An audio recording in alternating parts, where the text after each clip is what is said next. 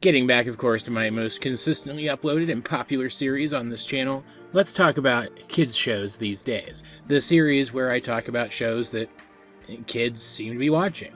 Whether those shows are new shows or old shows revived by streaming services, if they're popular with kids right now, I want to talk about them.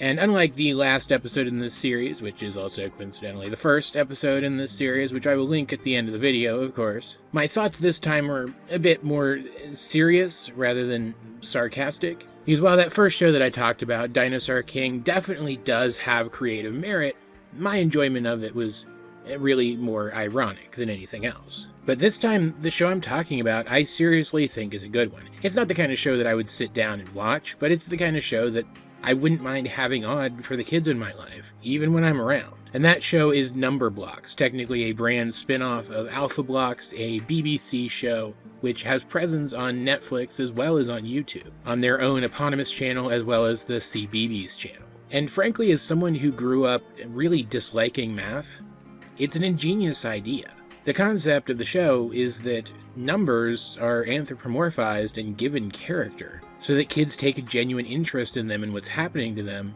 and then as those numbers solve math problems, the kids are prompted to follow along. The core cast of the show includes numbers 1 through 5, of which 3 is, I think, definitely the most interesting, and they do have character to them.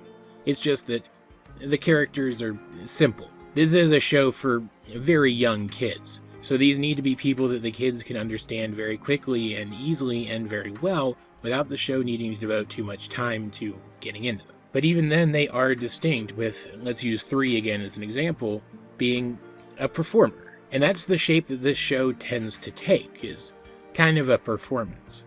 Sometimes it's on basically a blank screen, other times it's in simplified sets that very much look like play sets, like sets for plays, not like the kind you'd see on a playground. But there are also entire episodes and specials where the environment is fully rendered and interesting in its own right.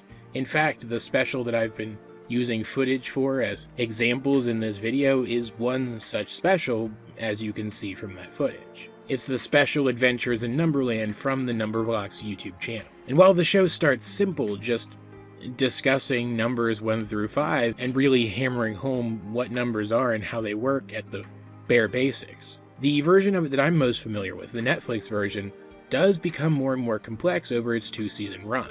In fact, the show goes from having that 5-person principal cast that I already mentioned to having a 10-person principal cast utilizing numbers 1 through 10. Even the theme song changes to reflect this, so that kids and parents alike are immediately aware of which version of the show they're watching. 1, 2, 3, 4, 5, number blocks. 1, 2, 3, 4, 5, number blocks. 1, 2, 3, 4, 5, number blocks. 6, 7, 8, 9, 10, number blocks. It even tackles things as complex as counting by 2s, 3s, 4s, etc., and basic multiplication and the concept of zero, which are things I wouldn't have expected kids as young as my 5-year-old nephew to understand as well as he does. But he's actually getting really good at it. And what I find most cool about this is that this is becoming foundational for him and for his 2 brothers. He's going to remember this, whether, consciously or subconsciously as he gets older, and this could very well create a foundation in his mind where he cares about numbers where otherwise he wouldn't have. And that's where the title of this video comes in. I'm going to subtitle this video The Genius of Anthropomorphizing Numbers, and that's the genius of it. My nephews care about these numbers, and that carries into their studies. Not to mention that the theme song has a dad joke in it that is just super punny. It's right up my alley. So every single time I turn this on for my nephews when I'm watching them, I get to hear it and it makes me laugh. It's absolutely spectacular. Just listen. You can count on us with the number blocks.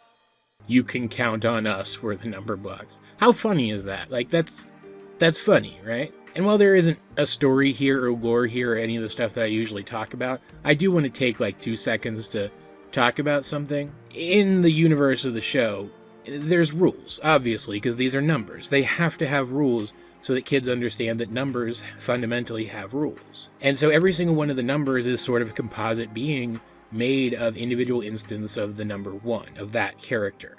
And it seems like any instance of a character that you see is literally the same person as every other instance. They may have different specific memories because they exist in a different place, but they're still the same person with the same base personality, which gives the impression that these things all operate on some sort of hive mind of gem-esque fusions, like the gem fusions from Steven Universe. Like, these things are basically gems, and I find that super funny, considering how valuable I think this show is, and how much I like Steven Universe, and have talked about it. It's one of those coincidences that feels like it is more than a coincidence, but isn't, because weird coincidences do happen every day.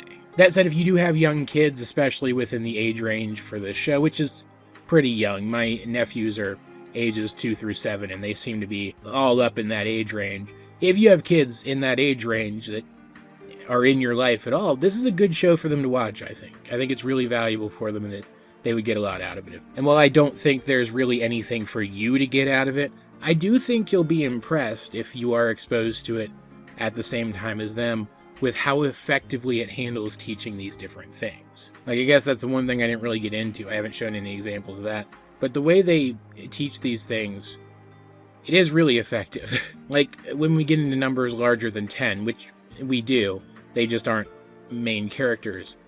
They aren't main characters only because they're just variations on the character of 10, which is a quick bit of shorthand allowing the kids to immediately understand these people as characters in the show, so they take to them quickly enough to get something out of it. And then, when we get even into larger numbers, 20, 30, 40, etc., they're just bigger, more bombastic versions of 2, 3, 4, 5, etc. Not to mention that some of the more complex lessons are delivered through songs that are actually catchy enough that I've caught myself humming the melody from a couple of them from time to time. It's a really well-made show. It's a really good quality show. And with what I've read about it, it seems like they genuinely want to help kids learn, which is pretty neat. So, you know, if you meet the qualifications of having kids, give it a look. That said, I'm not going to ask what you guys think of this show, because I'm fairly certain most of you won't have seen it. But what do you think of this concept? What do you think of the concept of anthropomorphizing numbers in order to get kids more interested in learning about them? Because I think it's pretty great. Let's get a discussion going in the comments section down below, and while you're down there, you might as well like the video, share it with anyone else who you think would enjoy my content, subscribe if you haven't. You can also check out links to my various social medias, as well as the many ways you can help with the channel. Those will be in the video description, but either way, this has been AJ22, and I will talk to you guys later.